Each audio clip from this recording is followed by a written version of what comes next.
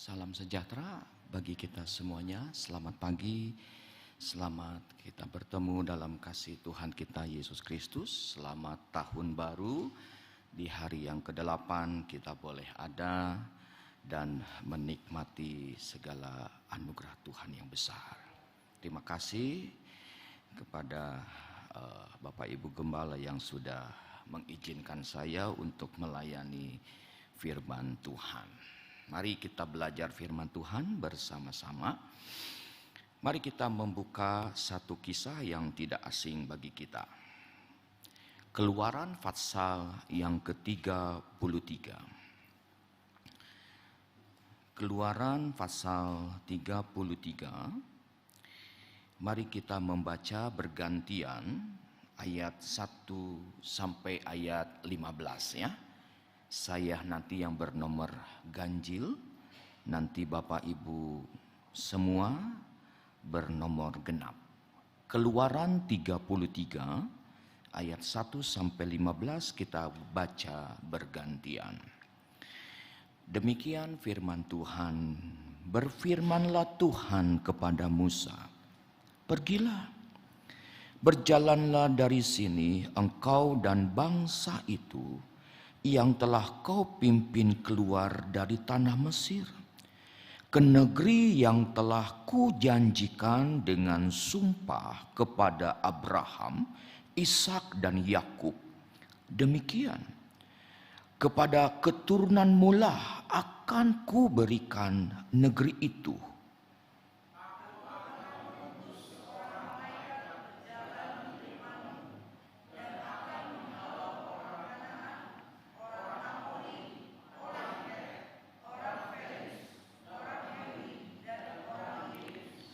Yakni ke suatu negeri yang berlimpah-limpah susu dan madu.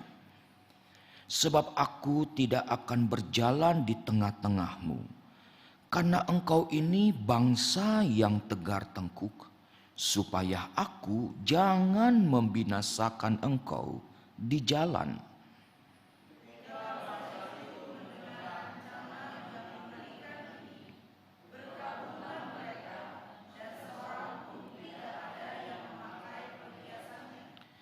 Berfirmanlah Tuhan kepada Musa, "Katakanlah kepada orang Israel, kamu ini bangsa yang tegar tengkuk. Jika aku berjalan di tengah-tengahmu sesaat pun, tentulah aku akan membinasakan kamu. Oleh sebab itu tanggalkanlah perhiasanmu, maka aku akan melihat apa yang akan kulakukan kepadamu."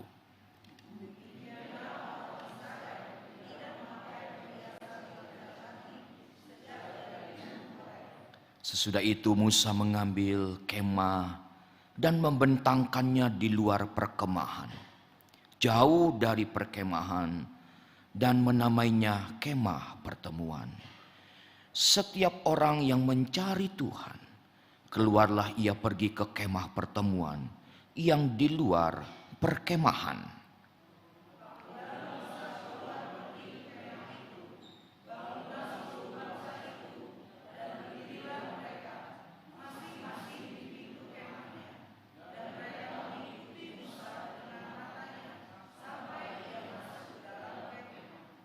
Apabila Musa masuk ke dalam kemah itu, turunlah tiang awan dan berhenti di pintu kemah, dan berbicaralah Tuhan dengan Musa di sana.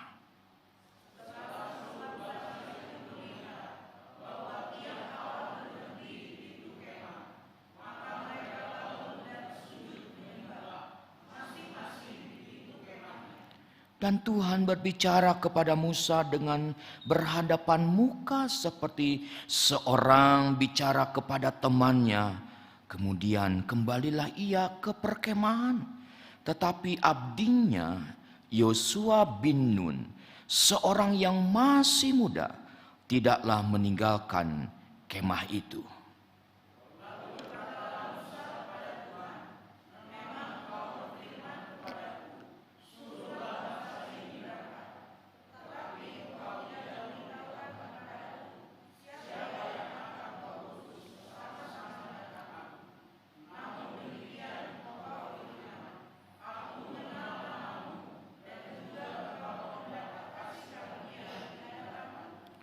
Maka sekarang, jika aku kiranya mendapat kasih karunia di hadapan, beritahukanlah kiranya jalanmu kepadaku, sehingga aku mengenal Engkau, supaya aku tetap mendapat kasih karunia di hadapanmu. Ingatlah bahwa bangsa ini umatmu.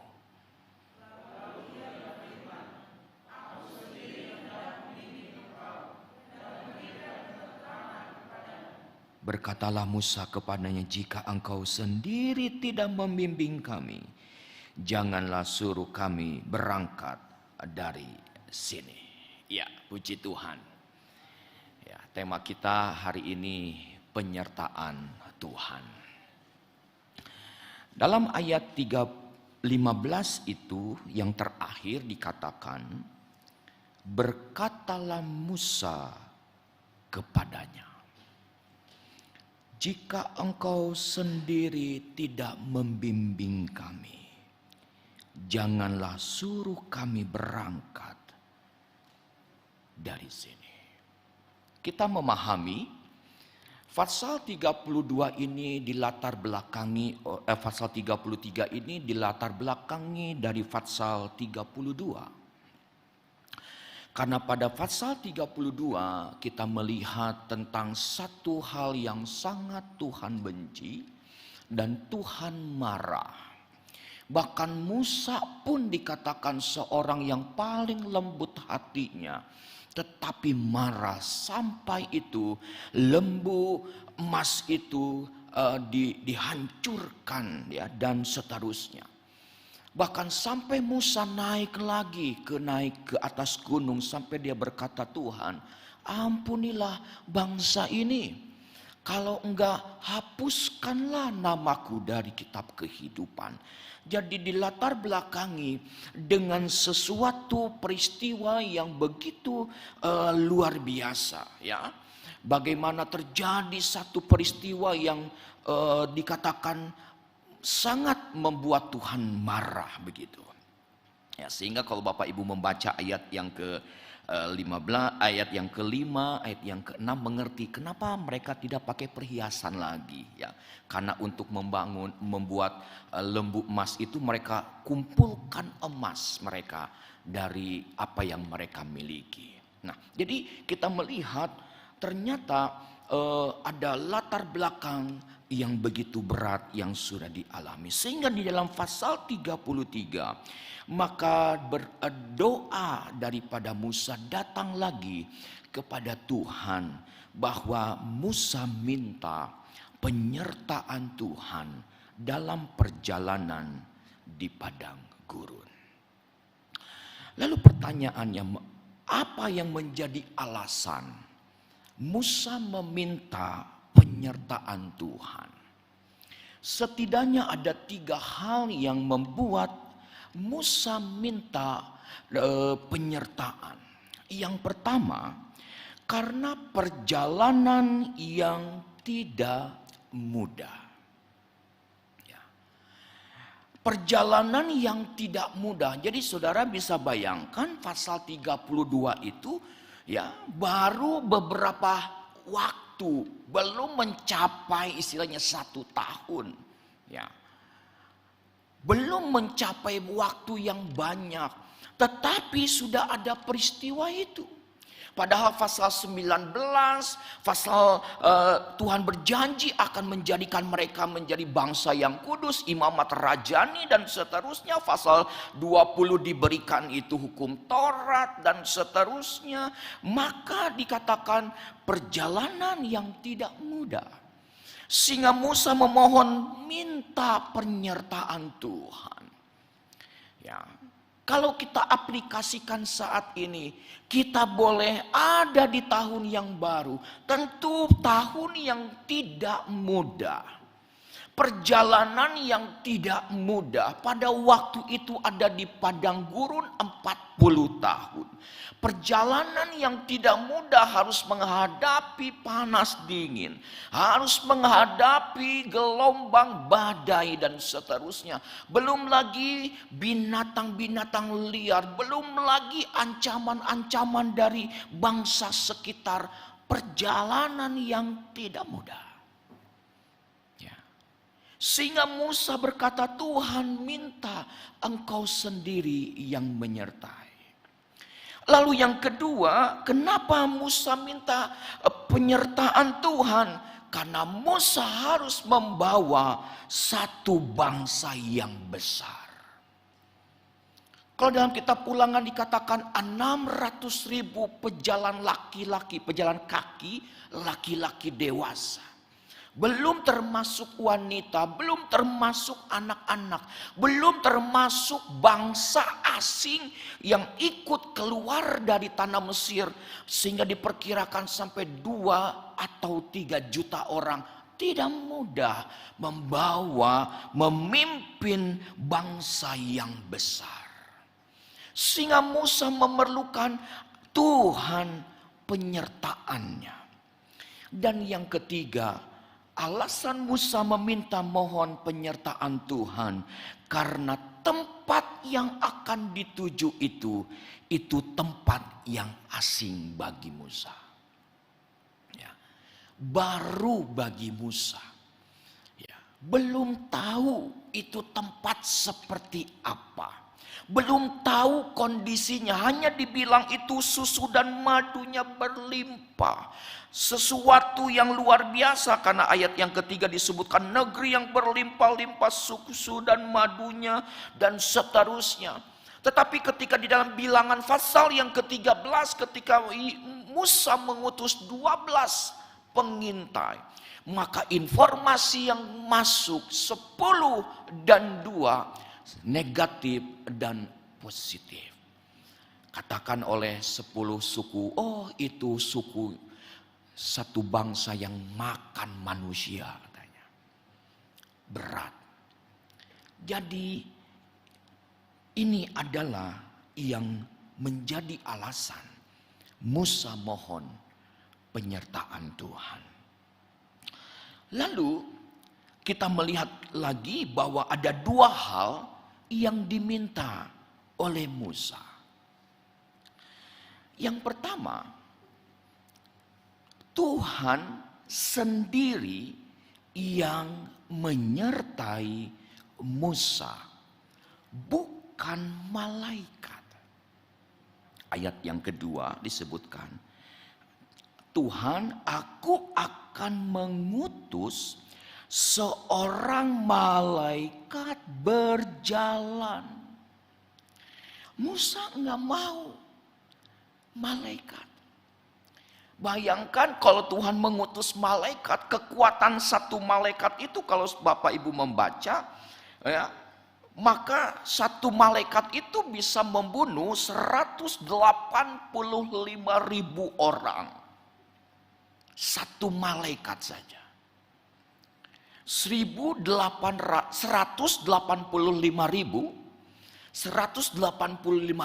orang bisa mati hanya dengan satu malaikat.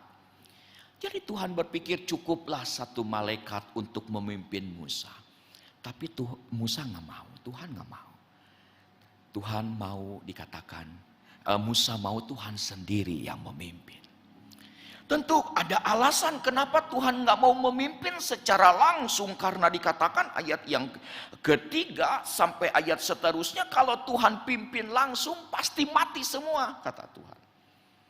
Karena tidak tahan melihat bangsa ini yang dikatakan tegar tengkuk dan seterusnya. Tidak tahan melihat kejahatan mungkin dari bangsa Israel. Sehingga Tuhan punya alasan sendiri, malaikat saja. Tetapi Musa nggak mau. Dan Musa punya alasan. Ingatlah ayat 13. Ini bangsa punya Tuhan. Ya. Lalu yang kedua, apa yang diminta oleh Musa? Ya.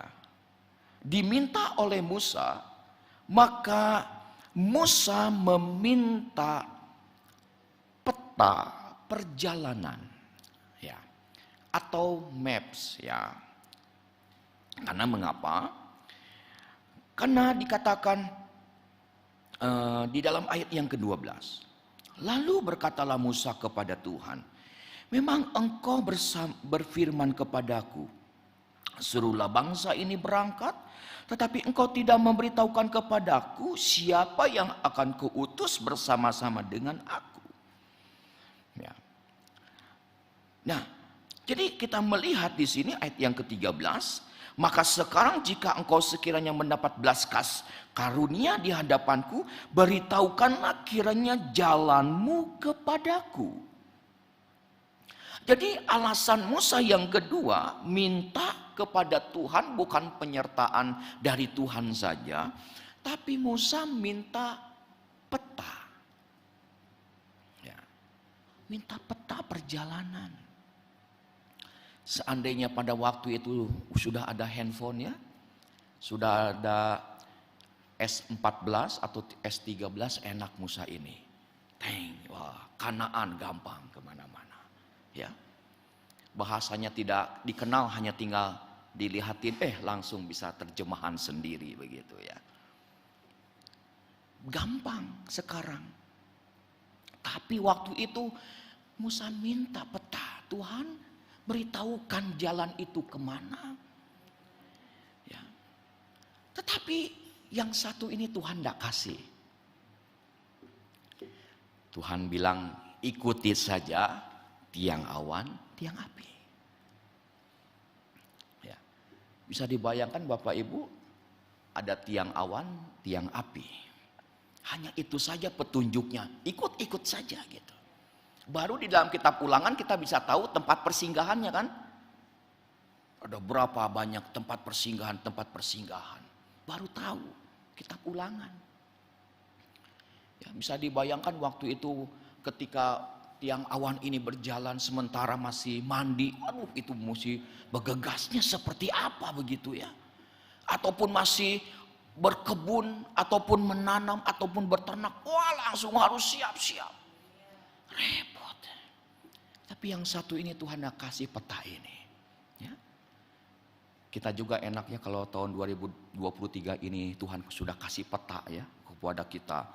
Ya. Bulan Januari nanti Aan dapat berkat ini. Wah, enak begitu, ya. Nanti Februari akan sakit. Oh, kita udah jaga-jaga nih, mau sakit. Oh, saya jaga-jaga gitu, ya. Bulan Maret nanti dapat berkat ini. Bulan April dapat ini, enak. Ya. Kalau ada peta, berarti kita apa? Tenang aja, santai, sudah dikasih peta kok. Tapi ini Tuhan tidak kasih sama Musa.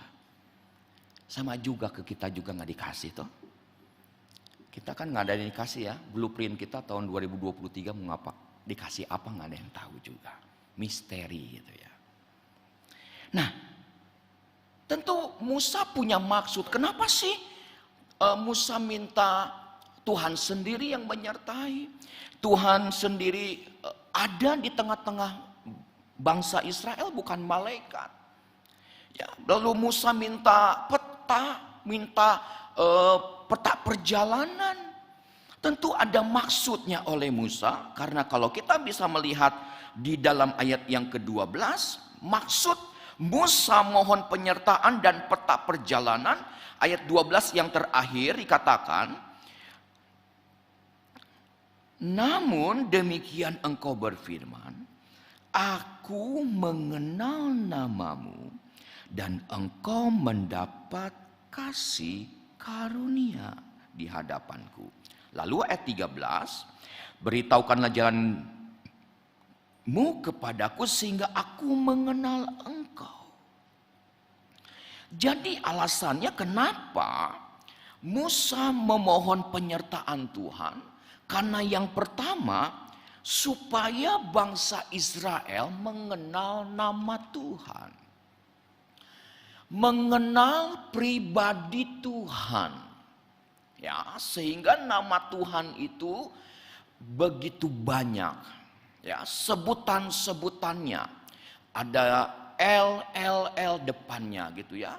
Yehova, Yehova, Yehova. Namanya banyak, sehingga bukan itu saja, supaya mengenal pribadi Tuhan. Ya. Mengenal nama Tuhan berarti mengenal pribadi Tuhan. Saya yakin Bapak Ibu mempunyai anak, dikasih nama anak itu pasti ingin sesuai dengan harapan. Bapak Ibu menamakan anak itu Yohanes, supaya karakternya seperti Yohanes. Ya. Jarang di sini ada nama Yudas. Ya. Bahkan jarang. Ya. Kalau di Brazil banyak nama Yesus. Ya. Pemain Arsenal nomor 9, Gabriel Jesus. Ya. Nama Jesus. Nggak ada di Indonesia nama Jesus, nggak ada. Gabriel banyak ya. Supaya mengenal nama pribadi Tuhan.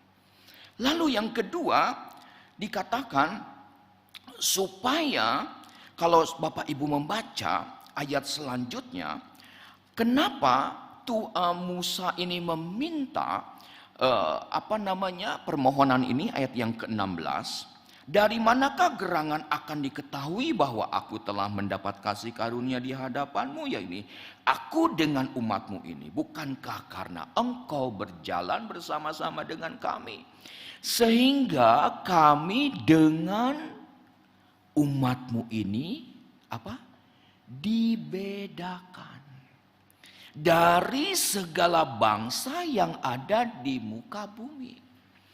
Jadi maksud dari Musa mohon penyertaan, mohon peta supaya dibedakan. Dibedakan dari bangsa yang lain. Maunya Musa supaya bangsa ini berbeda. Dan memang Tuhan mau bangsa ini beda. Sehingga mengapa bangsa Israel itu waktu hari yang ke-50 itu diberikan Pentakosta pertama atau Pantekosta pertama itu di Sinai, ketika diberikan 2 loh batu hukum Taurat itu supaya membedakan bangsa Israel dengan bangsa-bangsa yang lain. Sehingga salah satu maksud dan tujuan Allah memberikan hukum ataupun perintah itu supaya beda dengan bangsa lain. Bahkan Tuhan pun memberikan peraturan bukan untuk memberatkan, tetapi supaya mengatur di dalam kehidupan masyarakat. Sehingga di dalam masyarakat itu terjadi ada keseimbangan. Maka di dalam hukum Taurat itu 10 tetapi mempunyai misvot namanya. Ya, ada misvot. Maka di situ mengatur tentang aturan-aturan. Ada ceremonial law, ada civil law, ada moral law. Supaya dalam kehidupan bangsa Israel itu berbeda dengan bangsa lain. Ya, sehingga kenapa bangsa Israel itu tidak boleh menikah dengan bangsa-bangsa lain. Karena alasan Tuhan yang paling pertama, supaya tidak mengikuti cara hidup bangsa lain. Ya. Salomo ketika dalam 1 Raja-Raja pasal yang ke-11, maka mempunyai banyak istri. Dari bangsa-bangsa lain, akhirnya Salomo jatuh dalam penyembahan berhala, mengikuti cara hidup orang bangsa itu.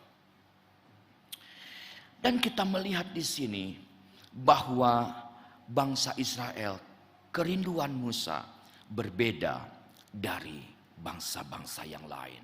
Sehingga minta yang namanya penyertaan dan peta Tuhan. Tetapi hanya satu saja yang Tuhan jawab. Allah memimpin dan menyertai bangsa Israel. Ayat yang ke-14. Lalu ia berfirman, aku sendiri hendak membimbing engkau dan memberikan ketentraman kepadamu. Ya. Aku sendiri hendak. Ya. Ayat yang kedua, Tuhan akan kasih malaikat yang memimpin. Tetapi ayat 14 berubah ini Tuhan. Keputusannya dikatakan aku sendiri Musa akan membimbing engkau. Akan hadir. Bukan itu saja, ada bonusnya. Ketentraman. Ya. Kedamaian. Damai sejahtera. Karena Tuhan tahu ini yang dibutuhkan oleh seorang Musa. Bukan hanya namanya bimbingan dari Tuhan saja. Tapi damai sejahtera, ketentraman. Karena apa? Karena nggak dikasih peta. Tuhan nggak kasih peta, tapi Tuhan kasih ketentraman.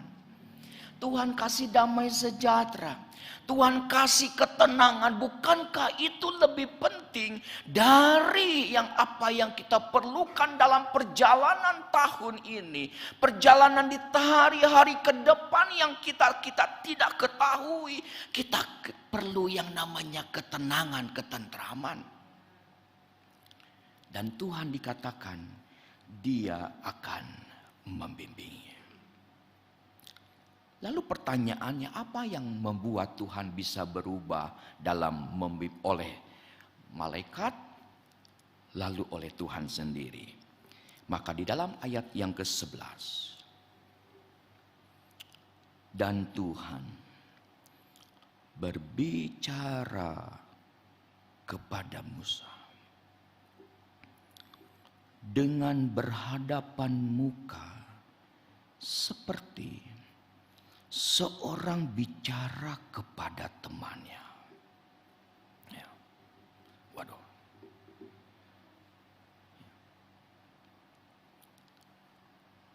Berbicara. Wah. Kira-kira apa ya yang dibicarakan ya? Tuhan dengan Musa, Musa dengan Tuhan. 4 mata di dalam kemah.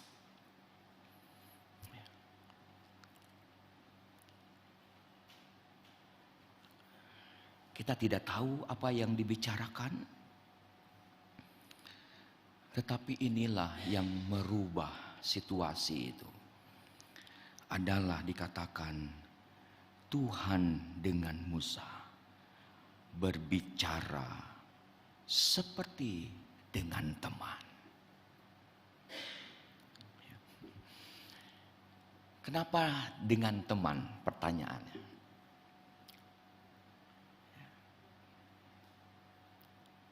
Tuhan menurunkan derajatnya loh. Tuhan mau menurunkan derajatnya. Jadi teman.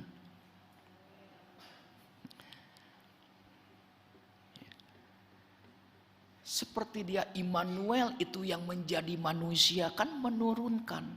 Kenosis Filipi pasal yang kedua. Berbicara seperti teman.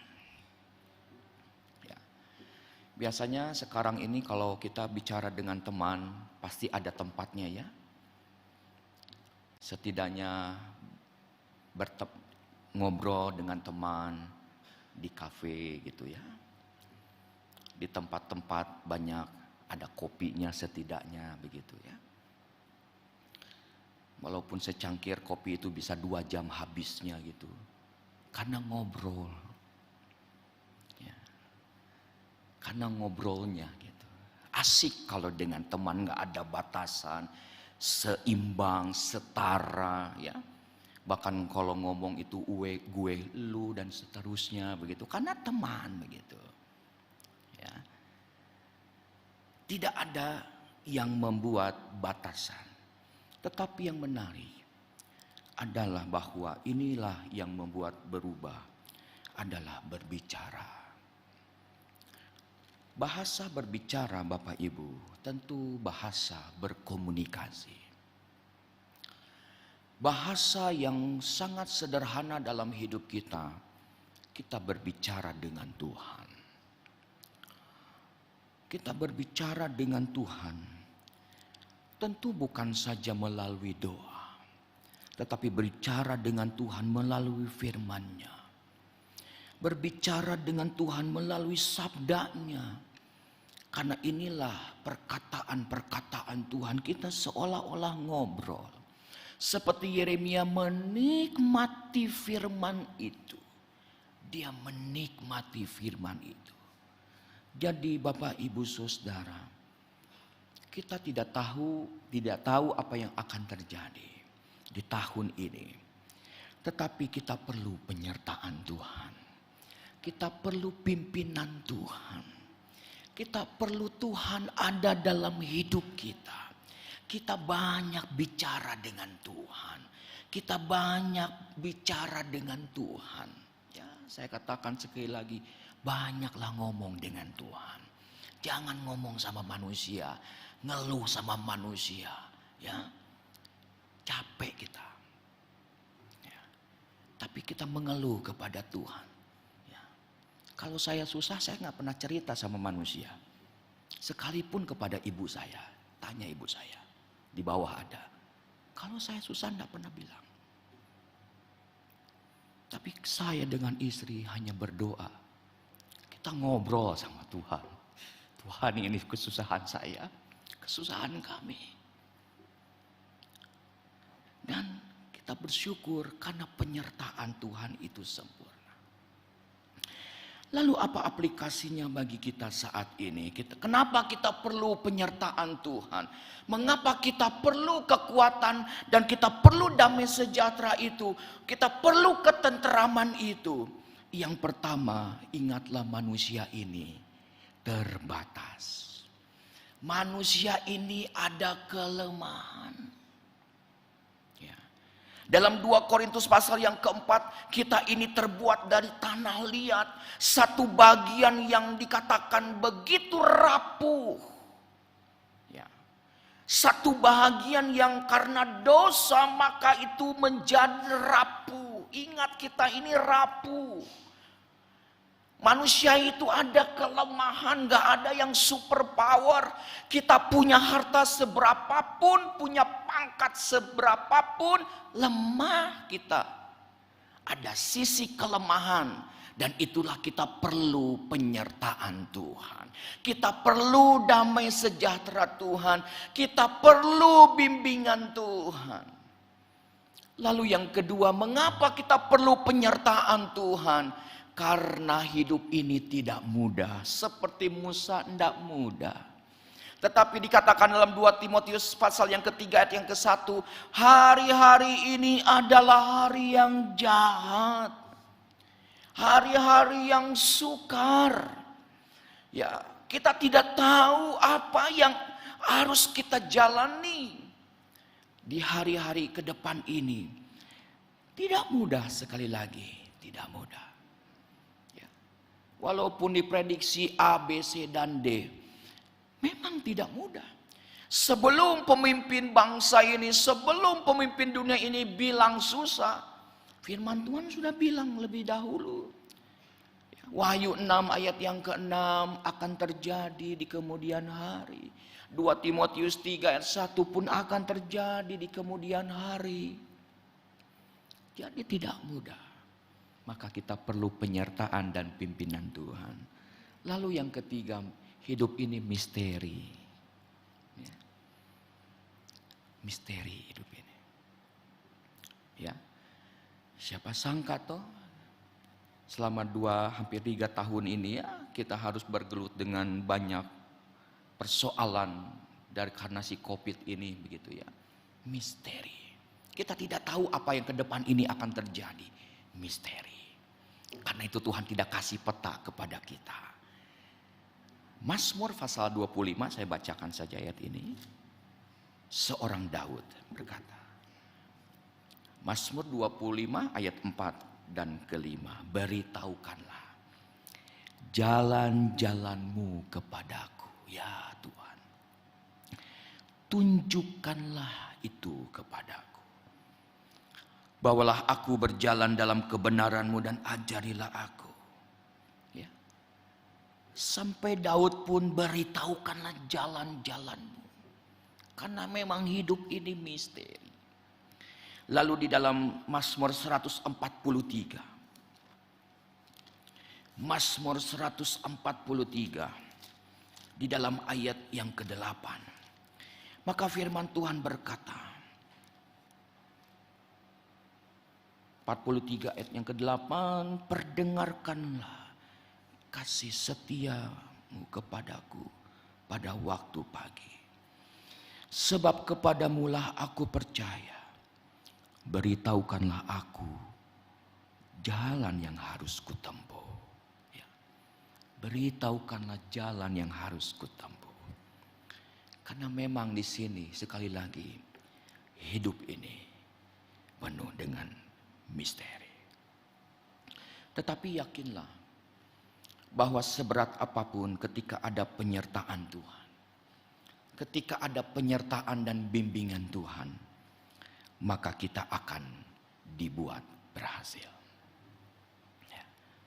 Apapun usaha Bapak Ibu, pekerjaan Bapak Ibu, doa-doa Bapak Ibu, studi Bapak Ibu punya anak, punya cucu, yakinlah akan berhasil.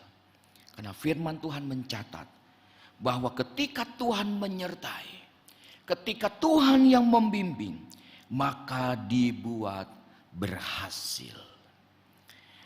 Contoh dalam Alkitab begitu banyak tokoh-tokoh firman Tuhan. Seperti Ishak di dalam Kejadian 24 ayat yang ke-40. Karena penyertaan Tuhanlah Ishak berhasil. Karena penyertaan Tuhanlah Yusuf itu berhasil. Kejadian 39 ayat yang kedua. Karena penyertaan Tuhanlah seorang Daud pun dalam 1 Samuel 18 ayat 14 itu berhasil. Bahkan pribadi Yesus pun sebagai manusia. Saya bacakan ayat ini dalam Yohanes pasal yang ke-8 ayat yang ke-29. Yohanes pasal yang ke-8 ayat yang ke-29. Dan ia Bapa yang telah mengutus aku. Ia Bapa menyertai aku, Yesus di sini. Ia tidak membiarkan aku sendiri. Sebab aku senantiasa berbuat apa yang berkenan kepadanya. Bukankah keberhasilan Yesus pun waktu di atas kayu salib, ketika dia berkata, tetelestai, sudah selesai, sudah genap. Itu keberhasilan karena Bapa yang menyertai. Jadi Bapak Ibu Saudara, penyertaan Tuhan itu yang akan membuat kita berhasil. Karena kalau bukan Tuhan yang menyertai kita, maka kita tidak akan berhasil. Karena Tuhanlah yang akan membuat hasil. Lalu yang terakhir, bagaimana supaya kita menikmati penyertaan Tuhan? Maka setidaknya mari kita hidup di dalam doa kepada Tuhan, bicara dengan Tuhan. Mari kita menggali firman Tuhan, membaca firman Tuhan, merenungkan firman Tuhan. Dan ayat yang terakhir ini dikatakan, teruslah hidup berkenan kepada Tuhan, ya. Kata berkenan itu cocok, ya, bahasa sederhananya. Cocok dengan Tuhan, ya. Kita akan menikmati keberhasilan di tahun ini. Karena itu Bapak Ibu Saudara yang saya kasihi, kita hidup tidak mudah sekali lagi. Kita hidup penuh dengan misteri, kita banyak kelemahan. Tetapi ketika ada penyertaan Tuhan, ketika ada damai sejahtera ketentraman itu, maka Tuhan akan menolong kita semuanya. Tahun ini menjadi tahun penuh keberhasilan buat kita. Tahun penuh mujizat. Amin. Kiranya ini menjadi doa kita pada pagi hari ini. Haleluya. Saya tidak panjangkan firman Tuhan, tetapi baiklah saya dan saudara terus berbicara dengan Tuhan, ya. Kita terus menggali firman dan hidup berkenan kepada Tuhan. Maka penyertaan Tuhan itu akan nyata bagi kita semuanya. Haleluya. Puji Tuhan. Semusim berlalu, kita nyanyikan pujian ini. Demikianlah Allahku mengasihi